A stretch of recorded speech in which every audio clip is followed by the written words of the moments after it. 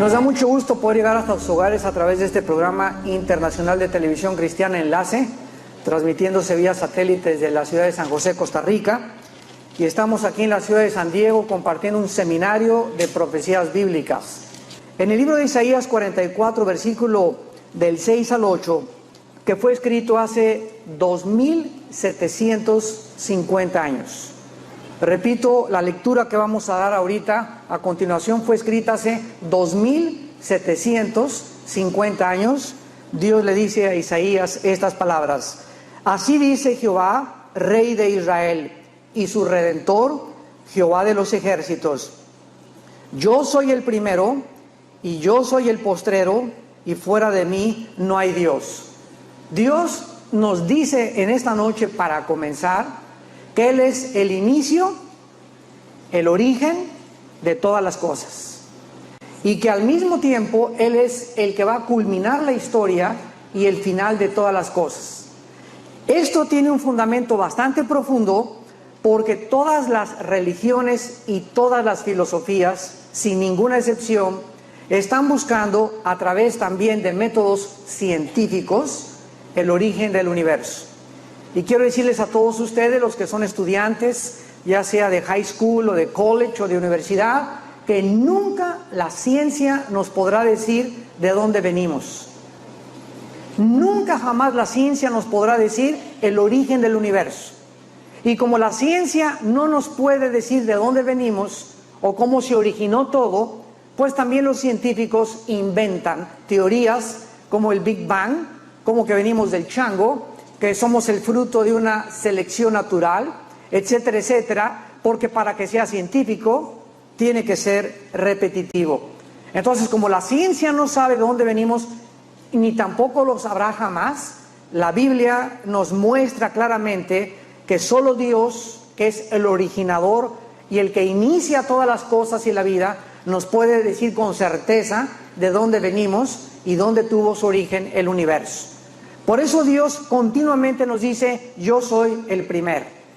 Y también nos dice Dios: yo soy el postrero. Entonces, si Dios es el primero y Él es el final, ¿dónde nos encontramos nosotros?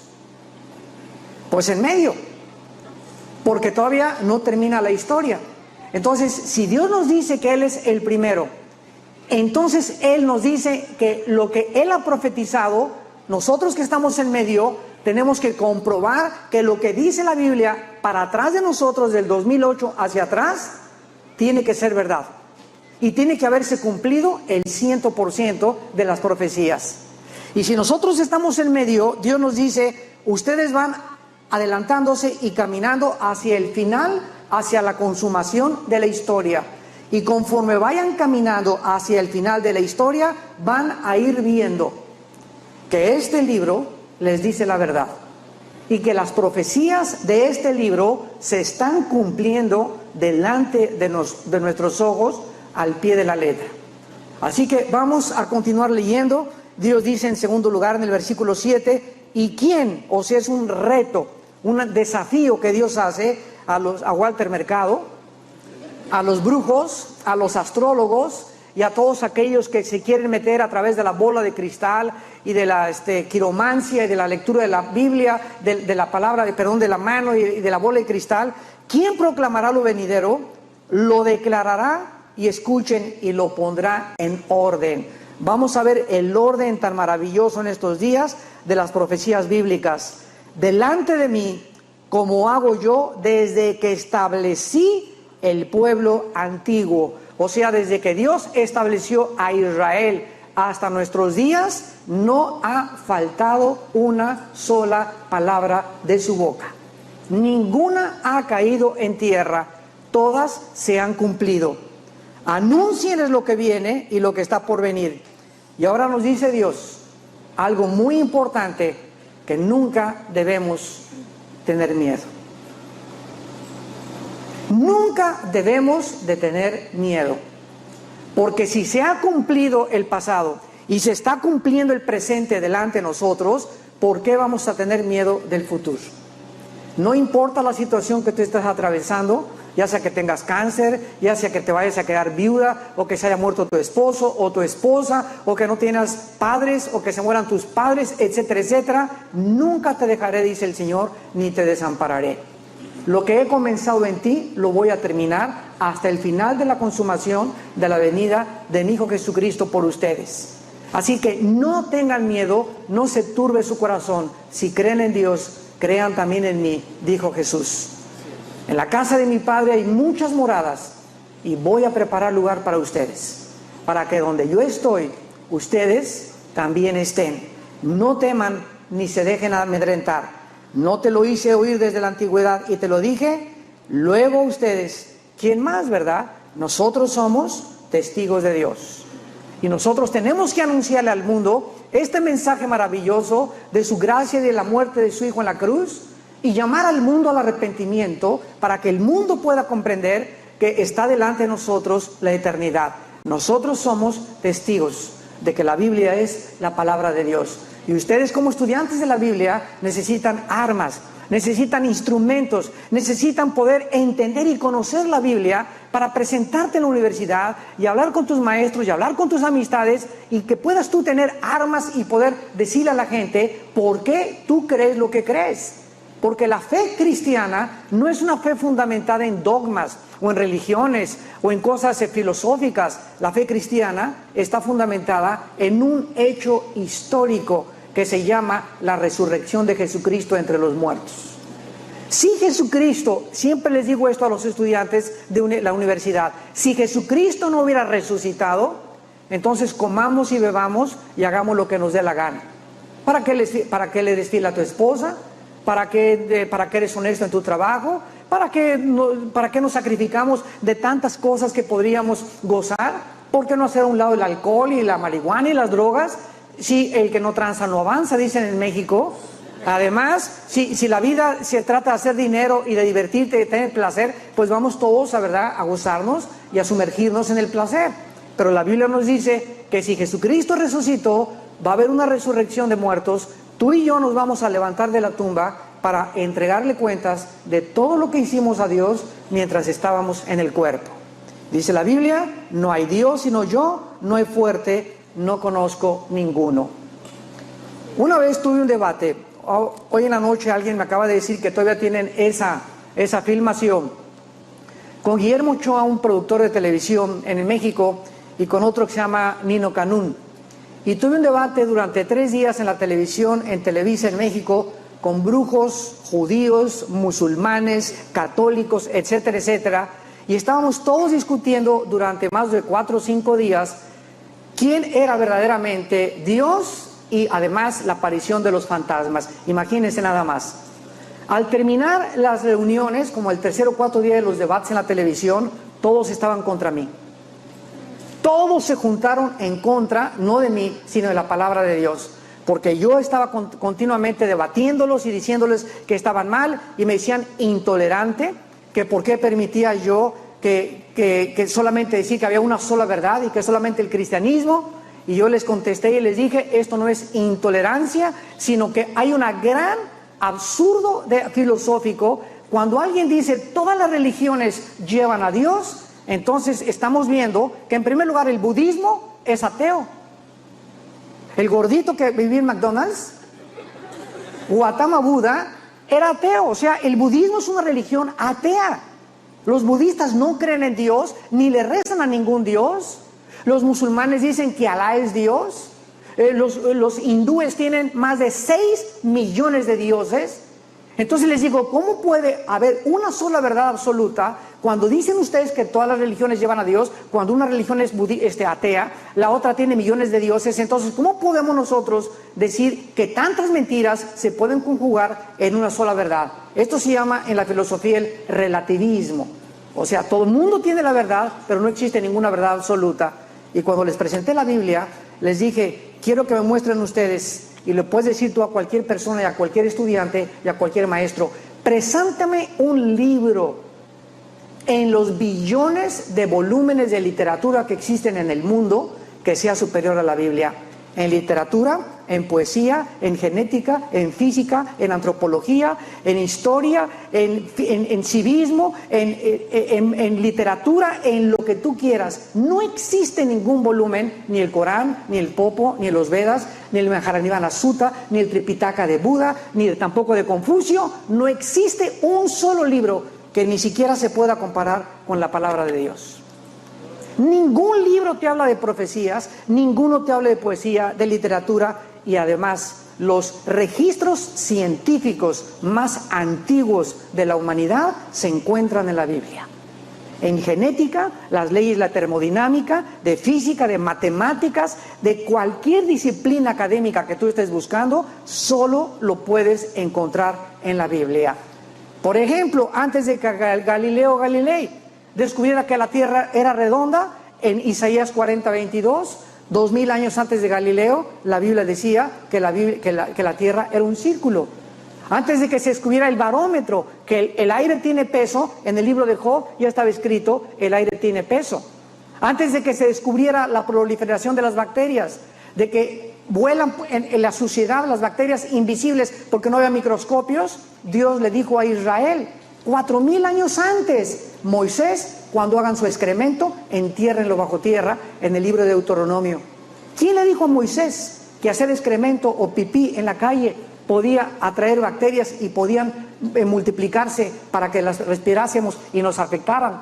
¿Quién le dijo a Moisés que circuncidaran en el 8º día a los niños cuando la ciencia descubre que la vitamina K, que es la que coagula la sangre al 5º o al 6º día, es la que no se puede circuncidar a un niño porque el niño se podría morir de un derrame o de una hemorragia? ¿Cómo es posible que sea tan exacta la Biblia en la ciencia? ¿Quién le reveló a Moisés antes de George, el austriaco, que comenzó a descubrir los primeros experimentos con los chícharos para poder hacer las leyes de la herencia? ¿Quién le dijo a Moisés las leyes de la genética, que todo se reproducía según su género? Nosotros podemos buscar y buscar y buscar y demostrar que la Biblia tiene los registros más antiguos, científicos, genéticos, proféticos, históricos, antropológicos, etcétera, etcétera. Y esta es la razón tan importante que debemos estudiarla, y los cristianos ya no la estudian. Ahora solamente andan en emociones, ¿verdad? Y queremos esto y que caiga el Espíritu Santo, y quieren a buscar a la marucha, se llama cristianismo a la marucha, buscar un camino más corto para poder tener. Y siempre les digo, nunca habrá poder en tu vida sin la santidad. Entonces no puedes ser tocado por una persona y recibir el poder del Espíritu Santo, porque ¿cuánto tiempo te va a durar? Para que te pueda durar, tienes que ser un estudiante de la Biblia. Tienes que vivir en la palabra, tienes que estudiar la palabra día y noche, tienes que tener una relación con Dios. De ahí, de esta relación con Dios y de esta comunión con Dios, viene nuestro poder. Viene la fortaleza para poder enfrentar el mundo como lo estamos viendo. Vamos a ver la primera señal en el libro de Daniel, capítulo 12, la primera señal. Y repito, voy a compartir con ustedes señales proféticas que se cumplieron todas el siglo pasado. El siglo XX, que ha sido el siglo más sangriento, el de más ateos y el de más profecías cumplidas en toda la historia de la humanidad. El libro de Daniel, escrito hace 2600 años, se encontraba Daniel ya de 90 años de edad, 85, 90 años de edad, cuando se le aparece un ángel y le da la revelación que vamos a estudiar pasado mañana o mañana en la tarde. Le da la revelación de todos los gobiernos que iban a comenzar a aparecer en la historia hasta el final gobierno del anticristo. Y exactamente lo vamos a ver, que en la forma y en el orden en que Dios le dio a Daniel, el orden de los gobiernos mundiales, asirios, egipcios, babilonios, medos persas, griegos y romanos, es el orden exacto en que la historia los presenta a todos los estudiantes. Entonces Daniel se encuentra ya viejito y le da una profecía a un ángel y le dice en el versículo 4, Daniel 12:4, Daniel, cierra las palabras y sella el libro. ¿Hasta cuándo? ¿No oigo? Hasta el tiempo del fin. Muchos correrán de aquí para allá Y la ciencia, la palabra ciencia, da'at en el hebreo, significa conocimiento. Y el conocimiento se aumentará. Miren ustedes, cuando Dios dice sella estas palabras, es como un candado que Dios le pone a la Biblia. Antes del siglo XX, todos los estudiantes de la Biblia que venían y abrían el libro de Daniel y trataban de entender esta profecía, no pudieron, porque tenía un candado. Este candado significa un sello del Espíritu Santo, que el Espíritu Santo quita los candados hasta el tiempo en el que esas profecías están delante de nuestros ojos y nos quita las vendas para que veamos claramente lo que antes muchos antecesores y cristianos de los siglos pasados nunca pudieron ver. Este sello o esta profecía se quitó hasta el siglo XX y se los voy a demostrar. Hasta 1903, Orville y Wilbur Wright, norteamericanos, hacen la primera tentativa de volar. 1929, Sir Alejandro Fleming descubre la penicilina. 1945, el doctor Oppenheimer y el doctor Enrico Fermi, italiano y alemán, hacen el proyecto Manhattan y producen la fisión nuclear o la bomba atómica. 1954 es votado el primer submarino atómico. 1957 es puesto en órbita el primer satélite ruso. 1969 el hombre pisa la luna. 1973 la primera plataforma espacial.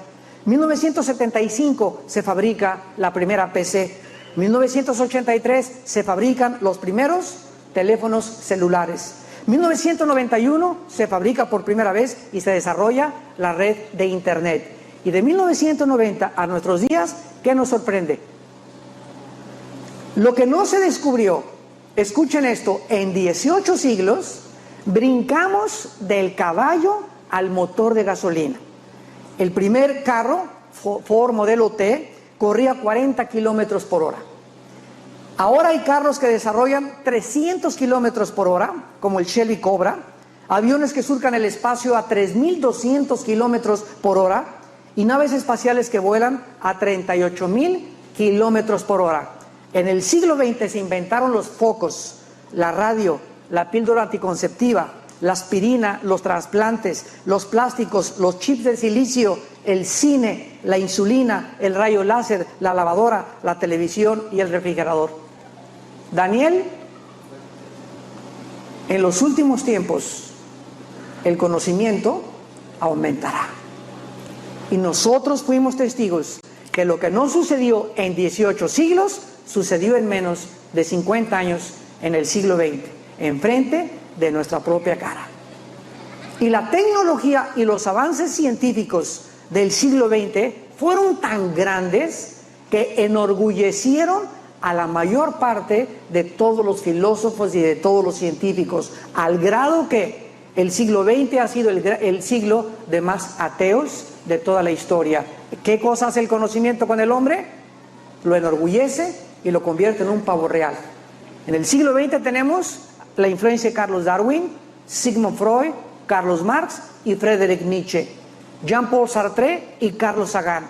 Todos ellos en la universidad y en el college donde tú te encuentras van a ser la influencia de tratar de robarte la semilla de la palabra de Dios.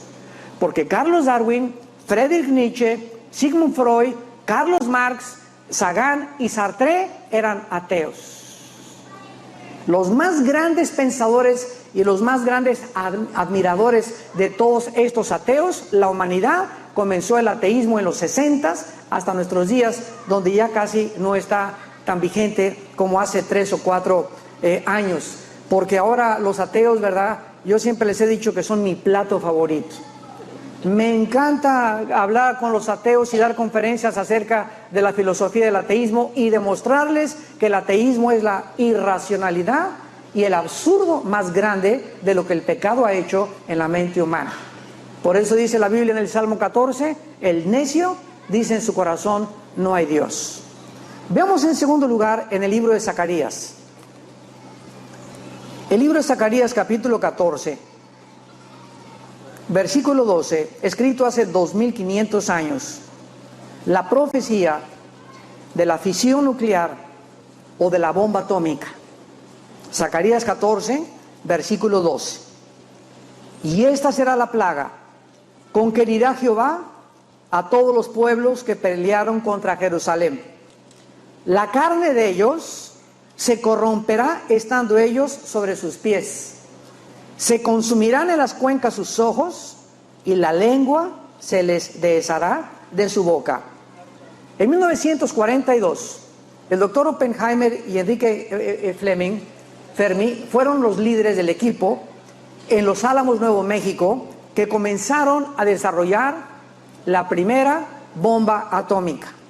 Los Estados Unidos, Canadá y Gran Bretaña se unieron en un programa ultrasecreto llamado Proyecto Manhattan, con el propósito de bombardear un átomo de uranio 235 y causar una reacción en cadena al bombardear el átomo y comenzar a desarrollar lo que se conoce actualmente como la fisión nuclear. Para que ustedes puedan entender esto, el día 6 de agosto de 1945, a las 8:15 de la mañana, los Estados Unidos lanzaron a una altura de 500 metros una bomba atómica sobre la ciudad japonesa de Hiroshima. Esta bomba medía 3 metros de largo y 71 centímetros de ancho, pesaba 4 toneladas y portaba uranio como el material fusionable y su poder era de 20 kilotones. Cada kilotón equivale a 1 tonelada de dinamita. Mantengan esto en mente, era solamente de 20 toneladas de dinamita. 3 días después, el 9 de agosto, soltaron sobre la ciudad de Nagasaki, que era el puerto imperial más importante del Japón, la segunda bomba atómica. En las 2 explosiones murieron aproximadamente 190,000 japoneses en los primeros días. El avión designado que llevaba las bombas atómicas se llamaba el Enola Gay y era un bombardero Boeing B-29. La explosión de la bomba destruyó todos los edificios alrededor en un radio aproximado de 20 kilómetros cuadrados del epicentro de la detonación. Los daños físicos que la bomba atómica en 1945 produjo son exactamente las consecuencias que encontramos en Zacarías 14:2. Sus cuerpos, la carne de los japoneses, se corrompió estando parados. Se consumieron, se deshicieron sus ojos estando parados. Y su lengua se les deshizo estando parados en su boca. La Biblia anunciaba claramente, antes de que hubiera ni rifles de municiones, ni la pólvora ni siquiera, cuáles serían verdaderamente las causas que produjeran esta tragedia tan tremenda en los seres humanos. Y ahora se ha descubierto que cada partícula de la bomba atómica está impregnada con más de 200 sustancias radioactivas. Y la bomba atómica produce 3 tipos de rayos: los rayos infrarrojo, los rayos ultravioleta y los rayos gamma, que producen quemaduras de segundo y tercer grado hasta una distancia de 30 kilómetros del punto cero. Todas estas radiaciones son producidas a la velocidad de la luz, a 300,000 kilómetros por segundo. Pero eso no es nada. En 1952, 7 años después, se detona una bomba de hidrógeno con el potencial de 1,000,000 de toneladas de dinamita. En el 58, Francia experimenta con otra bomba atómica y en el 60, China experimenta con otra bomba atómica. Actualmente, Estados Unidos tiene un proyectil que se llama el Mark 12A, con la fuerza explosiva de 335,000 toneladas de dinamita. 335,000 toneladas de dinamita. Escuchen esto: el Titán 2, otro cohete americano, tiene 9 millones de toneladas de dinamita. Para que ustedes tengan alguna idea en qué punto de la historia nos encontramos, los submarinos Poseidón y los submarinos Polaris tienen 4 ojivas nucleares en la punta, en los torpedos. Cada torpedo tiene el poder de 50 millones de toneladas de dinamita, que están apuntando unos en el Atlántico hacia Estados Unidos, los de los rusos, y otros hacia Rusia. Cada torpedo de cada submarino, tienen 4 cada submarino, y hay más de 35 submarinos americanos, pueden destruir más de 5 ciudades del tamaño de Los Ángeles en 30 segundos. ¿Qué les quiero decir, damas y caballeros, amados santos de Dios? Somos la primer generación en la historia con el poder destructivo de poder volar el mundo en menos de un minuto. Y exactamente como la Biblia lo dice, así va a suceder. El mundo terminará en un holocausto nuclear. Actualmente hay 200,000 tropas norteamericanas en el Golfo Pérsico, 50,000 en Afganistán, tratando de reconstruir las naciones destruidas y sacar a los terroristas de Al Qaeda. Los científicos han calculado qué sucedería con 2 bombas iguales a las de Hiroshima o Nagasaki que cayeran en Estados Unidos. Morirían inmediatamente, en menos de 3 minutos, aproximadamente 100 millones de norteamericanos. Habría más de 55 millones de heridos. Solamente sobrevivirían el 33%. La contaminación inmediatamente arrasaría del este al oeste en Estados Unidos. Habría una lluvia tóxica, incendios incontrolables y mataría aproximadamente a la tercera parte de los norteamericanos, con 2 bombas más que aventaran en cualquier lado cualquier terrorista. Cuando la Unión de las Repúblicas Socialistas Soviéticas o la antigua Rusia desapareció y se convirtió en 15 repúblicas, se perdieron más de 650 portafolios, les llaman bombas sucias, con bombas nucleares. Caben en un portafolio, en un suitcase de este tamaño. Y nadie sabe, desde que desapareció la antigua Rusia, quién se los llevó. Si los tienen en Indonesia, si los tienen en Sudán, si los tiene Al Qaeda, si los tienen los iraquíes, o los tienen los de Hezbollah, o los de Hamas, o cualquier grupo que atenta contra Israel y contra Estados Unidos. ¿Por qué han sido los ataques terroristas contra esta nación? No es porque los terroristas islámicos radicales odien a Estados Unidos. Damas y caballeros, los islámicos radicales odian a Estados Unidos porque Estados Unidos es la única nación en la historia desde 1948 que ha apoyado a Israel. Y el día que Estados Unidos, escúchenme muy bien ustedes que viven en esta nación, cuando este país y este gobierno o el próximo gobierno después de Bush abandonen a Israel y saquen a los soldados de Irak, porque es lo que el mundo está queriendo. Aquí todo el americano quiere, traigan a los soldados, ya no queremos que los maten, pero saben una cosa, esos muchachos que son los héroes de este país, es el precio por el cual tú vives cómodo. Es el precio de la libertad para que ustedes gocen de esa libertad, porque el día que se traigan a las tropas para acá y se quede Irak sin los soldados norteamericanos, los terroristas van a estar aquí enfrente en Los Ángeles y los vamos a tener aquí en los muelles de San Diego. Ahorita es el centro del alacranero más grande que hay en el mundo. Irak, como lo vamos a ver mañana también, de terroristas en el mundo entero. Y los Estados Unidos están deteniendo la ola y deteniendo que crezca el terrorismo y muriendo los soldados y pagando el precio con su sangre para que tú y yo podamos tener aire acondicionado, para que puedas tener un coche, para que puedas ver la televisión y para que puedas vivir cómodamente. Pero esta comodidad en este país está llegando a su límite. El galón, $4.50, en Texas está en $4, el petróleo $138, $140. Se comprometieron los países de la OPEP, Organización de los Países Petroleros Exportadores de Petróleo, a no comprar ya el petróleo en dólares, lo están comprando en euros. Por eso tenemos ahorita la inflación tan tremenda de la gasolina, porque los árabes quieren hundir a Estados Unidos a través del chantaje del petróleo.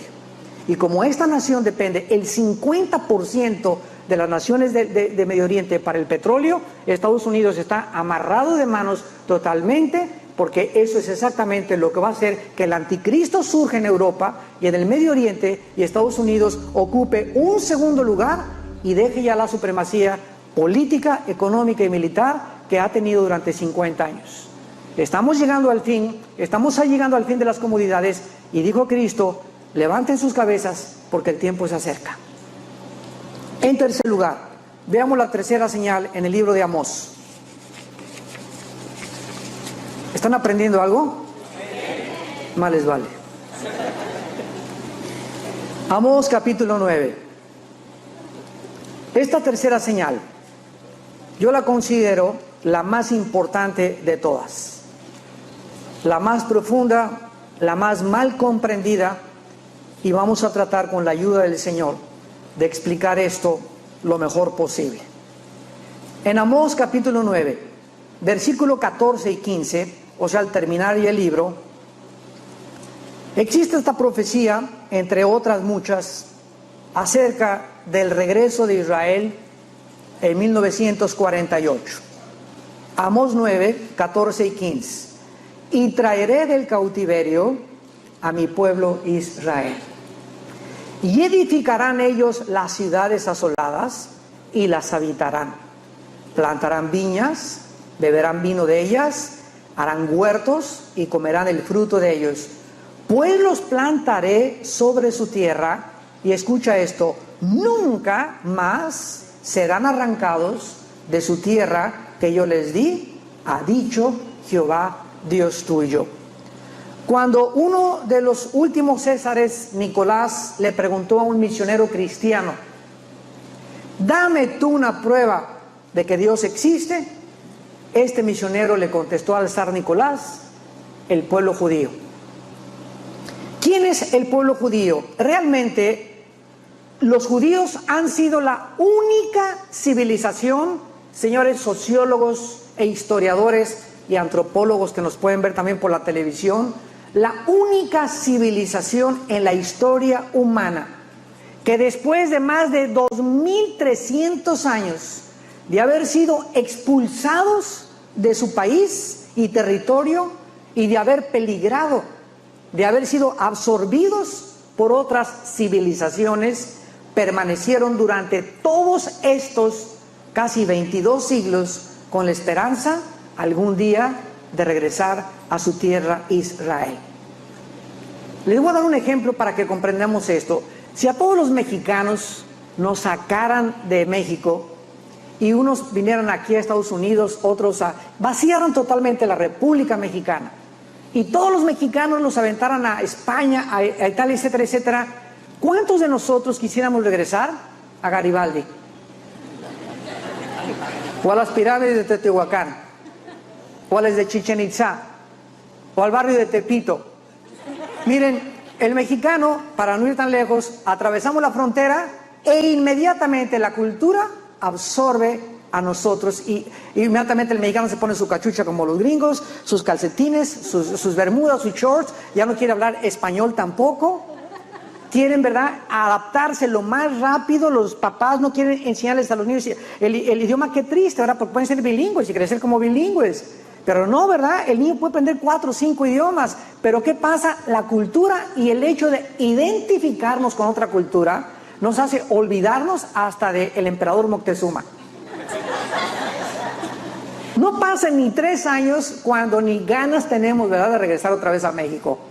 Ahora imagínense a estos judíos 2300 años. O sea, esto es inconcebible. Nunca ninguna cultura ha atravesado tal fenómeno que no solamente es increíble históricamente, sino que también que es casi imposible psicológica e emocionalmente hablando. ¿Qué fue lo que sucedió? Los judíos en el año 585 fueron sacados de Israel cuando el emperador Nabucodonosor invadió y sitió Jerusalén. Esto está en el libro de Daniel. Y desde el año 585 hasta el 14 de mayo de 1948, los judíos nunca pudieron recobrar el gobierno de su territorio. Vivieron ocasionalmente y temporalmente, perdieron totalmente el altar, el sacerdocio, el propiciatorio, todas las cosas que tenían sus costumbres desde el año 585 y todavía hasta la fecha no han podido regresar a la adoración que Dios les dio en el Antiguo Testamento. ¿Qué pasó el 14 de mayo de 1948? Bueno, acabó la Segunda Guerra Mundial en el 45, cuando se firmó el tratado con los japoneses en un barco. El general Douglas MacArthur firmó de parte de Estados Unidos. Los representantes del emperador de Japón firmaron que ya se acababa la guerra en el 45, todos contentos, porque cuando los americanos llegaron a Berlín, Alemania, encontraron a más de 7 millones de judíos asesinados. Los que encontraron vivos en los campos de concentración ya no eran ni seres humanos, eran esqueletos. Había Hitler hecho con los judíos, les había arrancado la piel y hacía lámparas con la piel. Con los ojos hacía cosas y mancuernillas para las camisas, con los ojos de los judíos. A las mujeres las abrían en canal embarazadas, les sacaban a los bebés y enfrente de la familia los echaban a un horno hirviendo. Y se oían solamente los gritos de la gente de todas las barbaridades y las crueldades que este hombre llamado Adolfo Hitler hizo con más de 6 millones de judíos. Los historiadores no han podido hasta este momento explicarse quién le dio a Hitler el odio para matar judíos. Imagínense ustedes, estamos en la guerra y Hitler tiene de enemigos a Rusia con José Stalin, tiene a Churchill con Inglaterra de enemigos, y Estados Unidos entra a la guerra en el 41, después del ataque a Pearl Harbor. Y en ese momento Hitler debería concentrarse pues contra los rusos, contra los ingleses, contra los americanos. Los judíos no eran una nación, ni siquiera podían pelear, no tenían ni armas. Y Hitler se olvida de los rusos, se olvida de los ingleses, se olvida de los americanos y junta a Himmler, su jefe de la Gestapo, y le dice: por favor, desarrollen un plan que se llama la solución final. Quiero exterminar a los judíos. Oye, le preguntan los generales, pero es un grupo étnico, ¿qué te están haciendo? Ni pedradas nos han aventado. Quiero que acaben con ellos. Y se concentra con tal pasión para asesinar a los judíos que los sociólogos y los escritores no han podido explicar de dónde sacó Hitler este odio por los judíos. Los únicos que tenemos la respuesta somos los cristianos. Porque Dios, de acuerdo a la Biblia, no ha terminado con ellos. Ahorita están, como quien dice, ¿verdad?, en la banca, como en el fútbol, y están solamente esperando ponerse la camiseta otra vez cuando toque el partido final y la final de fútbol.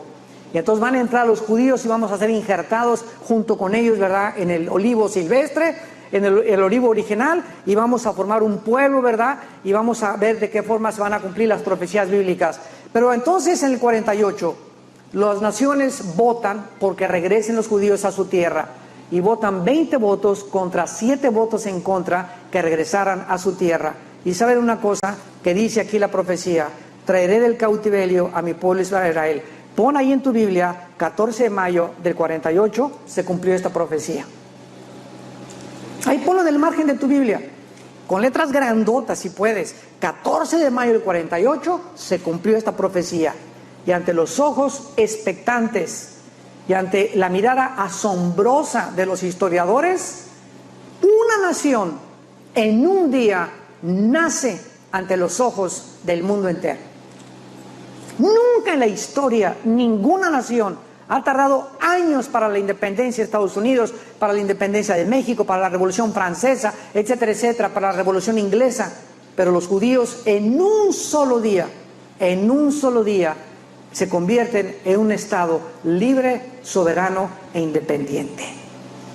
Pero dice la Biblia: traeré del cautiverio a mi pueblo Israel. Y en segundo lugar, noten la profecía: edificarán las ciudades y plantarán viñas.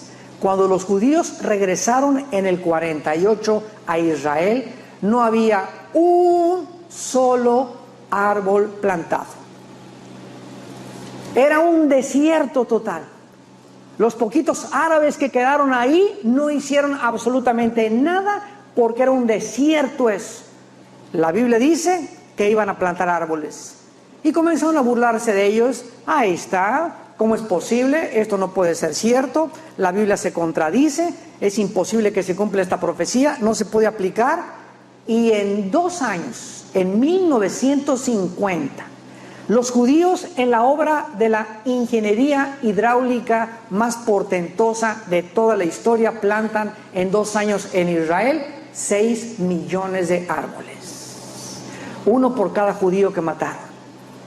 6 millones de árboles en 2 años, porque dice la Biblia que iban a plantar árboles y que iban ellos a permanecer ahí.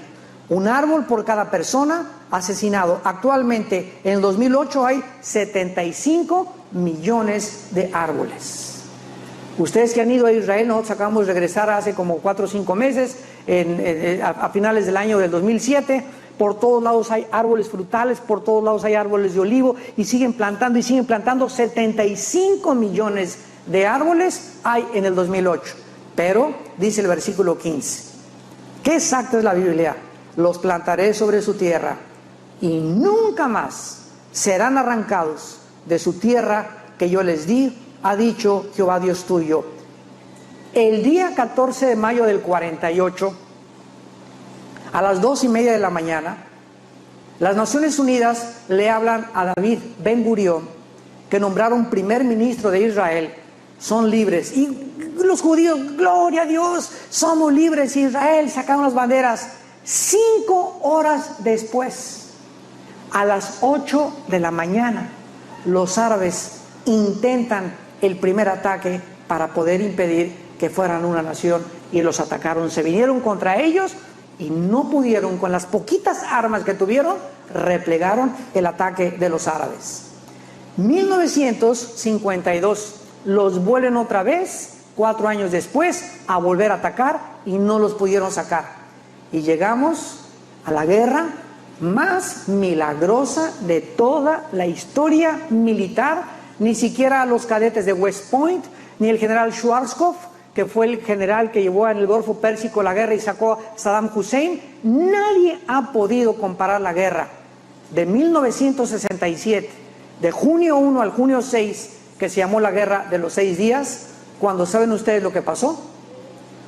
Se levanta Nasser, el presidente de Egipto en aquella época, y le dice al presidente de Jordania, al presidente de Siria, al presidente de Líbano y al presidente de Siria: extirpemos a los judíos. Tenemos el armamento suficiente para poder arrojarlos al mar Mediterráneo. Son unos ratones, ¿por qué vamos a dejar que sigan viviendo ahí? Amén, amén, dijeron todos, y el diablo, ¿verdad? Alabí, alabado, alabín, bomba. El 2 de junio de 1967, un sargento israelí intercepta a un sargento iraquí, y los judíos, que son los mejores pilotos del mundo, ni siquiera los pilotos americanos, que son los más entrenados junto con los ingleses, les ganan a la aviación de los judíos. Son los pilotos más poderosos del mundo entero, con F-15 y F-16. Se suben a sus aviones 8 pilotos judíos, y para el 5 de junio habían destruido toda la aviación de Jordania, la aviación de Siria, la aviación egipcia y la aviación cerca del Líbano.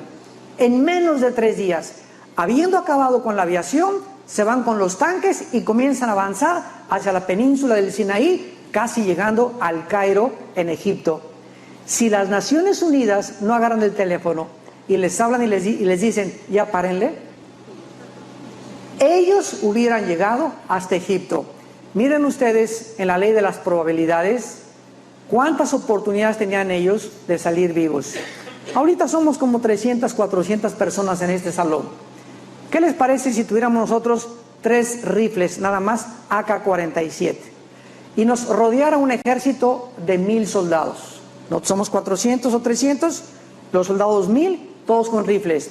Dentro de las leyes de las probabilidades, ¿cuántas tendríamos de salir vivos? Yo les digo la respuesta: 10 a la 40ª potencia. O sea, infinito. No habría posibilidades de escaparnos, de que fuéramos masacrados. Son las mismas probabilidades que tienen los judíos de salir vivos de la guerra de 1967. Lo superaban 100 a 1 los árabes. ¿Qué pasó en 6 días? Que acabaron con todos aquellos que querían sacarlos de su tierra. ¿Saben por qué terminó en 6 días la guerra? Porque el 7º tenían que descansar. Esto parece un chiste, ¿verdad? Pero es increíble, ¿no? Que tuvieron su Shabbat. Acabó la guerra y tuvieron su Shabbat. pero aquí está la palabra de Dios. Desde aquel tiempo hasta nuestros días, ¿qué ha sucedido? Quiero preguntarles, ¿cuánto tiempo puede durar esta situación? En la que ahorita en el 2008, los terroristas islámicos, que son bombas vivientes, los palestinos con sus misiles en gas, aviéntenles y aviéntenles misiles, los palestinos armados hasta los dientes en Jericó y el Banco Oriental, y el terrorismo financiado por Al Qaeda en Irak y por todo Israel, van a forzar a Israel a usar armas nucleares. Irán, hace algún año, dijo el presidente Ahmadinejad, voy a borrar a Israel del mapa. Esto en 50 años nadie lo había dicho. Desde que regresaron a Israel, ningún presidente puede decir, voy a borrar a México del mapa. Oye, ¿para qué son las Naciones Unidas? Es para que le ponga una manzana en la boca a este señor, ¿verdad? Y le diga, ¿sabes una cosa? Tú estás loco y vamos a poner un veto contra ti, te vamos a embargar, porque ningún presidente tiene el derecho de amenazar de muerte a una nación, como lo ha hecho Irán desde hace un año. ¿Qué pasó hace 4 días? No sé si ustedes lo supieron. Se subieron 100 pilotos el viernes pasado en Israel en 100 aviones. Imagínate 100 aviones F-15 y F-16, 100 aviones volando por toda la costa del Mediterráneo, dándole la vuelta, anunciando a Irán, vamos contra ustedes. Porque saben que va a salir el presidente Bush, que los ha apoyado, y que tal vez el próximo presidente que viene a Estados Unidos no va a apoyar ya a Israel. Y los judíos dicen, ¿sabe una cosa? A nosotros no nos van a pegar. Nunca más seremos arrancados. Morimos junto con ellos. ¿Qué pasa si los judíos este año atacan Irán o bombardean las bases nucleares de Irán, que creo que es lo más posible que van a hacer? Va a ser un polvorín en el Medio Oriente, van a usar armas nucleares, Rusia va a intervenir, el petróleo se va a ir a $200, va a intervenir Estados Unidos, va a haber un conflicto tremendo y tal vez de que veamos una matazón tremenda ahí en el Medio Oriente, que no es la guerra del Armagedón. Lo vamos a ver en estos días, no es la tercera guerra mundial, faltan 3 guerras para que lleguemos al Armagedón. Y las 3 guerras van a ser nucleares, la final va a acabar con más de la tercera parte de la humanidad. Van a intervenir y de ahí va a salir el anticristo. Estados Unidos ya no va a poder ser el mediador del Medio Oriente, porque hoy en Estados Unidos el americano ha caído su imagen tremendamente. Entonces el Medio Oriente va a ser un pacto con Europa, y de acuerdo a la Biblia, Daniel 2, Daniel 7, Daniel 8, Apocalipsis 12, Apocalipsis 3, Apocalipsis 17 y 18, va a surgir 10 naciones de lo que formó el Imperio Romano, de donde surgirá el futuro dictador mundial llamado el Anticristo, que va a gobernar el Medio Oriente y Europa para garantizar el fluido del petróleo del Medio Oriente a Occidente. Y es exactamente como la Biblia lo profetizó. Y finalmente, veamos nosotros en el Apocalipsis capítulo 11. Recuerden que solamente le estoy dando 4 o 5 señalitas por ahí. Tenemos toda esta semana para ver muchas más. Apocalipsis 11. Apocalipsis fue escrito hace 2000 años. 2000 años. Por un viejito llamado Juan el apóstol. Exiliado en la isla de Patmos, los que han ido por allá a Europa, enfrente del mar Egeo, se encuentra la isla de Patmos, ahí está todavía esa isla, por el emperador romano Vespasiano. Antiguamente, cuando exiliaban a un preso político, al llegar a la isla, llegó Juan y los amarraban en cadenas, y la ropa que tenían, no se la quitaban hasta que se moría. Ahí hacían su excremento y su orín y todo hasta que se morían. O morían apestados, o era una tortura para ellos. Todavía en cualquier cárcel del mundo ahorita, Derechos Humanos defiende esto, los tienen que cambiar diario a los presos, ¿verdad? Sería inhumano dejarle a una persona su misma ropa. Pues así llegó Juan, y ahí estaba Juan, encadenado a los 90 años, tal vez pensando, ¿habrá valido la pena vivir para Cristo? Para eso te serví, Señor, para acabar así, todo pobre, encadenado, nadie me quiere, nadie me saluda, nadie me dice que te me amo, etcétera, etcétera. No, ahí estaba Juan, ¿verdad? Con la esperanza y los ojos ya recordando lo que Pablo había escrito, porque para nosotros el morir es Cristo y el vivir es ganancia. Para nosotros el cuerpo interior se va renovando y el exterior se va destruyendo cada día. Y nunca te mires al espejo y digas, ay, tengo 70 años, cacle, ya no sirvo para nada. La edad no la llevamos por afuera, la edad la llevamos por dentro. No veas tu cuerpo por fuera, ve la edad por dentro. Y cada día que amanece, di, no estoy envejeciendo, estoy siendo renovado. Y tú puedes morir a los 120 años de edad, como murió Moisés, y dice ella, con el brillo y la fuerza en sus ojos y en su corazón. Yo he conocido viejitas como mi abuelita, que murió de 97 años.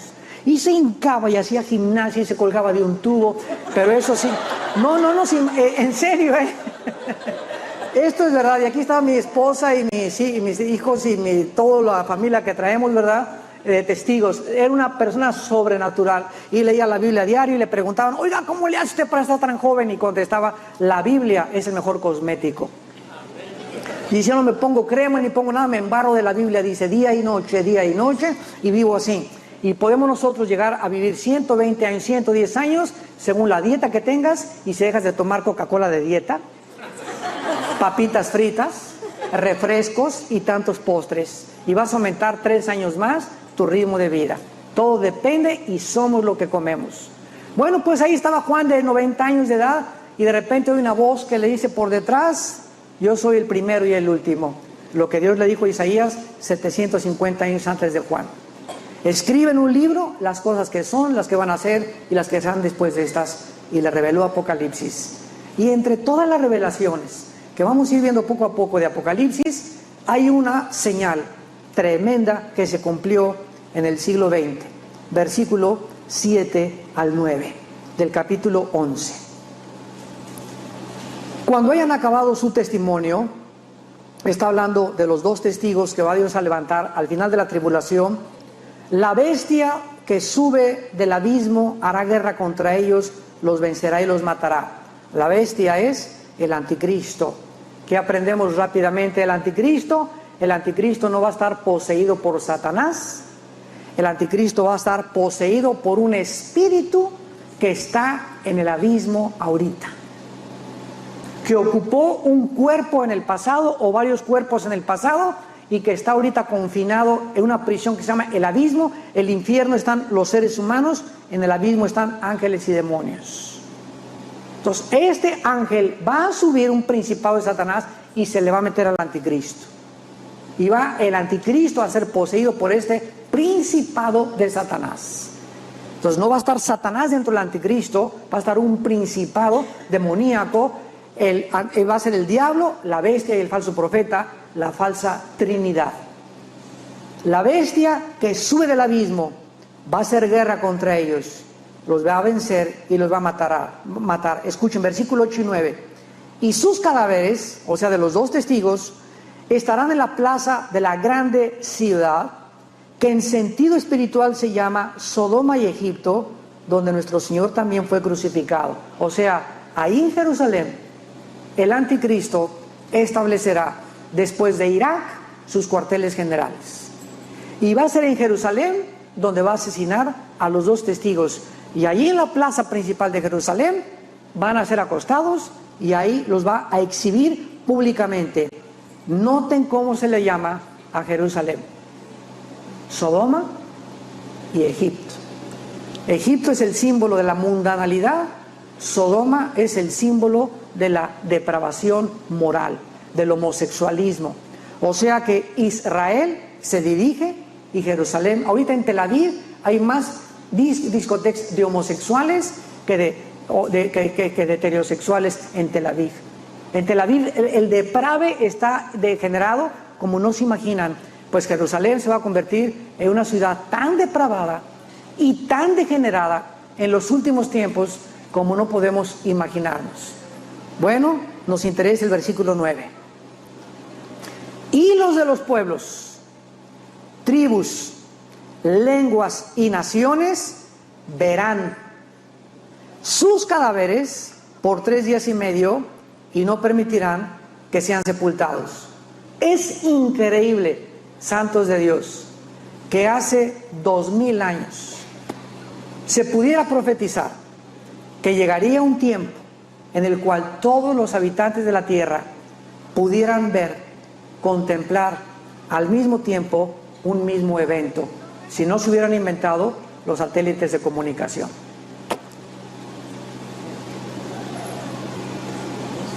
Todos los pueblos, todas las lenguas y todas las tribus verán el asesinato de los dos testigos por CNN, o por BBC News, o por Fox News. Pero ahorita prende la televisión y ve lo que está pasando en Afganistán, lo que está pasando en Inglaterra, etcétera, etcétera.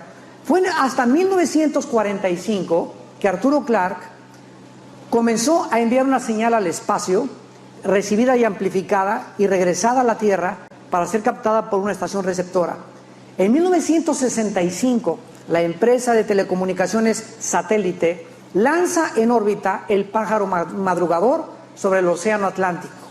Ese año Rusia lanza el satélite Molniya, que significa en ruso iluminado. En el 70, Estados Unidos y Canadá empiezan la transmisión vía satélite para efectos de comunicación internacional con los satélites Domsat y Anik. En el 74-75, Francia e Inglaterra se unen a la comunicación satélite poniendo en órbita el Symphony. Y del 75 a nuestros días hay más de 1000 satélites dando la vuelta en una órbita geocéntrica alrededor del Ecuador, alrededor de la Tierra, transmitiendo todo lo que está pasando en el África, en el Sudán, cuando fue profetizado hace 2000 años. Los satélites de comunicación modernos.